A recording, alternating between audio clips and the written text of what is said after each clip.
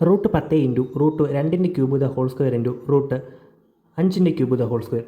അപ്പോൾ ഇതിനെ നമ്മൾ സിംപ്ലിഫൈ ചെയ്ത് വില കാണണം. ഓക്കെ, അപ്പോൾ ഉത്തരത്തിലോട്ട് പോകുന്നതിന് മുമ്പ് എല്ലാവരും ഒന്ന് വീഡിയോ ലൈക്ക് ചെയ്ത് ചാനൽ ഒന്ന് സബ്സ്ക്രൈബ് ചെയ്തിടാം. ഓക്കെ, അപ്പോൾ ഈക്വൽ ടു നമുക്ക് എഴുതാം റൂട്ട് 10 ഇൻറ്റു റൂട്ട് 2ൻ്റെ ക്യൂബ് ദ ഹോൾ സ്ക്വയർ. ഇത് a⁻m the whole raise to n എന്ന ഫോമിലല്ലേ കിടക്കുന്നത്.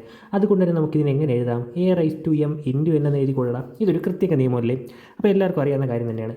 അങ്ങനെയാണെങ്കിൽ ഇവിടുത്തെ 2ൻ്റെ ക്യൂബ് ദ ഹോൾ സ്ക്വയറിനെ നമുക്ക് എങ്ങനെ മാറ്റാം? 2ൻ്റെ ക്യൂബ് ഇൻറ്റു 2, അതായത് 2⁻3 ഇൻറ്റു 2 നമുക്ക് 2⁻6 എന്ന് എഴുതാം ഇല്ലേ. അപ്പോൾ ഇതെങ്ങനെ മാറും? റൂട്ട് 2⁻6 ഇൻറ്റു അതുപോലെ തന്നെ ഇവിടെ റൂട്ട് 5ൻ്റെ ക്യൂബ് ദ ഹോൾ സ്ക്വയറിനാണ് കിടക്കുന്നത്. അതും ഇതേ സെയിം രീതിയിലല്ലേ കിടക്കുന്നത്. അതുകൊണ്ട് നമുക്ക് ഇതും മാറ്റാനിലൂടെ ഈ കൃത്യക നിയമം ഉപയോഗിച്ച് എങ്ങനെ മാറും? 5ൻ്റെ ക്യൂബ് ദ ഹോൾ സ്ക്വയർ എന്നുള്ളത് എങ്ങനെ മാറൂടാ? 5⁻3 ഇൻറ്റു 2 ഈക്വൽ ടു നമുക്ക് എഴുതാം 5⁻6. ഓക്കെ, അപ്പോൾ ഇതും മാറും, റൂട്ട് 5⁻6 എന്നാവും.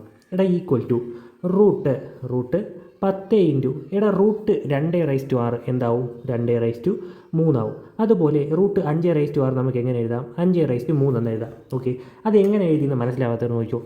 ഏതൊരു സംഖ്യയാവട്ടെ അതിന് റൂട്ട് കൊടുക്കുന്നതും ആ സംഖ്യയുടെ പവറിൽ 1/2 എഴുതുന്നതും തുല്യമാണ്. ഇപ്പോൾ ഞാൻ എക്സ് എന്ന് പറയുന്ന ഒരു സംഖ്യ എടുക്കുന്നു. ഇതിനെ റൂട്ട് എക്സ് എന്ന് എഴുതുന്നതും x⁻1/2 എന്ന് എഴുതുന്നതും തുല്യമാണ്. ഓക്കെ അല്ലേടാ? അങ്ങനെയാണെങ്കിൽ നമുക്കിവിടെ റൂട്ട് 2⁻6 എങ്ങനെ എഴുതാം? 2⁻6 ദ ഹോൾ റൈസ് ടു 1/2 എന്ന് എഴുതാം. ഇത് വീണ്ടും a⁻m the whole raise to n എന്ന പ്രത്യേക നിയമത്തിലോട്ട് പോയില്ലേടാ. അങ്ങനെയാണെങ്കിൽ ഇതിനെ നമുക്ക് വീണ്ടും എങ്ങനെ മാറ്റാം? 2⁻6 ഇൻറ്റു 1/2, 2 6 8 3 ഈക്വൽ ടു 2⁻3. അങ്ങനെയാണ് 2⁻3.